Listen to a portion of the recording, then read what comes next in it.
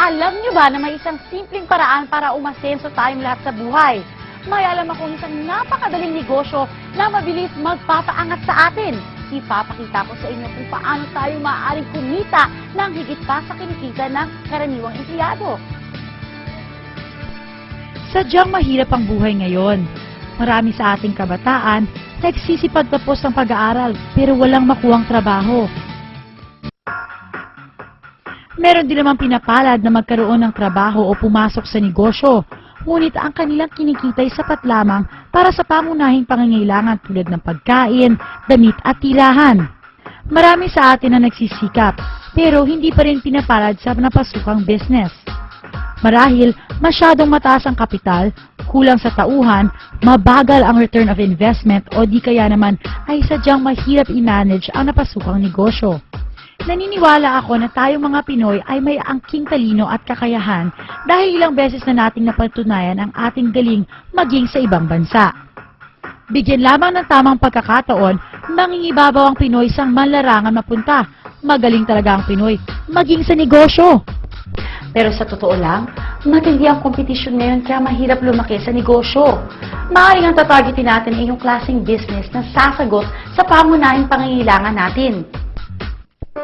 Ayon sa National Statistics Office, sa sinurvey na 2 milyong Pilipino, 42.8% ang kita natin ay napupunta sa pagkain. Mura lang naman ang puhunan sa pagkain, pero mabusisi ito at pagod ang katawan mo.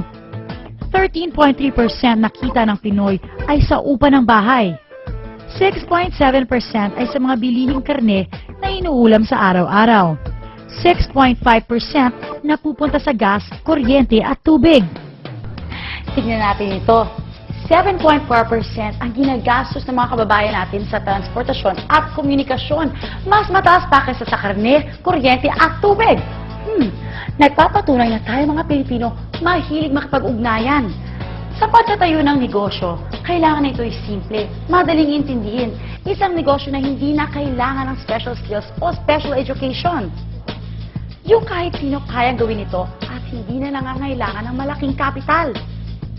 Dapat malawak ang market at may produkto na makabago, yung sumusunod sa trend at kakaiba.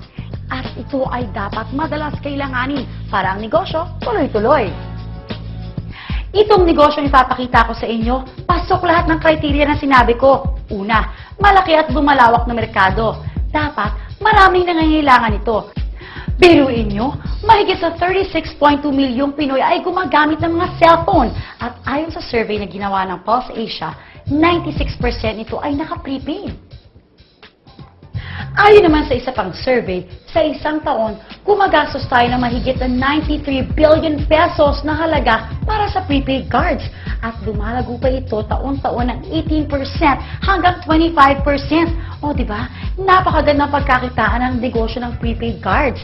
Ito ay pangmatagalan. Isang negosyo na base sa mobile at wireless technology o ang tinatawag nating cellphone o text messaging business, itatap lang natin ang technology na meron na ang halos lahat ng tao, kaya't mabilis ang bentahan, kaya't hindi na tayo mamumuhunan ng malaki. Pangatlo, ito ay unique, pambihira. Isang m-commerce o mobile commerce ang nag-concentrate sa prepaid at microtransactions. Kumbaga, hindi pa nagagamit ng customer niyo ang produkto, binayaran na niya. Mas binabilis niyo pa ang pagbili dahil ngayon, pwede pa ang tingi. Napansin niyo ba na dalawa sa pinakamalaking kumpanya ngayon na patuloy sa paglago ay nasa negosyo ng wireless technology? Pinatutunayan ng kanilang tagumpay na ang e-loading ay tinatangkilik ng marami.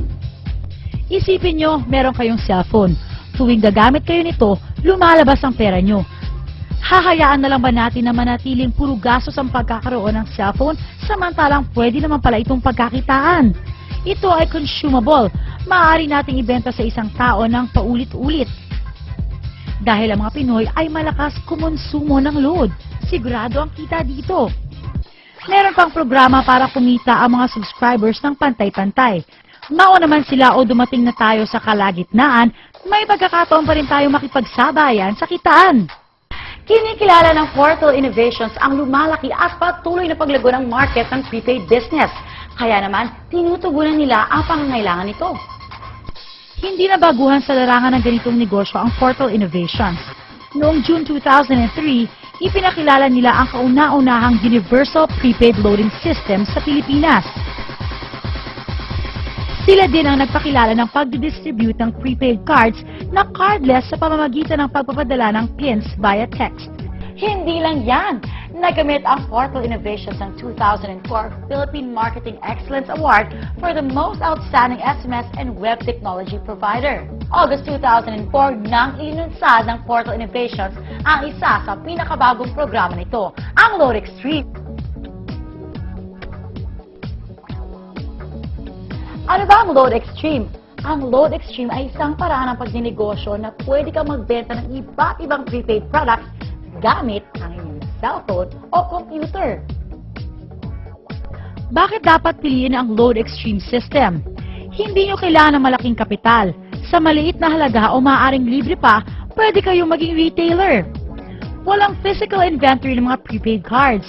Walang tauhang dapat swelduhan, kung kaya't napakagaan sa bulsa bilang panimulang negosyo o sideline. Dito ay hindi nyo kailangan umupa ng pwesto dahil kahit nasa bahay o nasa labas ka man, maaari pa rin magpatuloy ang negosyo. Pwede itong gawin ng part-time o full-time. Isang cellphone lang ang kailangan nyo para makapagbenta ng iba't ibang prepaid products. At kahit mawala pa ang inyong cellphone, maaari nyo pa rin ipagpatuloy ang negosyo dahil kahit gumagamit kayo ng ibang cellphone, pwedeng-pwede. Basta't i-memorize lang ang inyong ID number at PIK. May website din ang Load Extreme kung saan maaari nyong i-monitor ang real-time record ng inyong sales transactions. Madaling i-check ang laman ng inyong load wallet. Dito, nakikita kung magkano na lang ang balanse ng inyong load. Kapag sa web ka nag-transact, walang mababawas na pisong load mula sa iyo. At higit sa lahat, sa Load Extreme, ang isang ordinaryong tao tulad natin ay maaaring kumita ng higit sa karaniwan. Lahat ng electronic loads, prepaid cards, insurance, and other products, pinagsama-sama sa isang cellphone. Isang cellphone, dala mo na ang lahat. Ilan lamang ang ito sa mga produkto at serbisyong may bibigay sa inyo ng Load Extreme.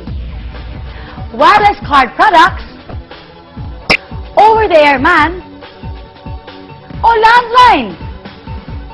Maging satellite TV o satellite phone services. Kahit pa internet, online gaming, at kahit sa advertising o insurance pa man.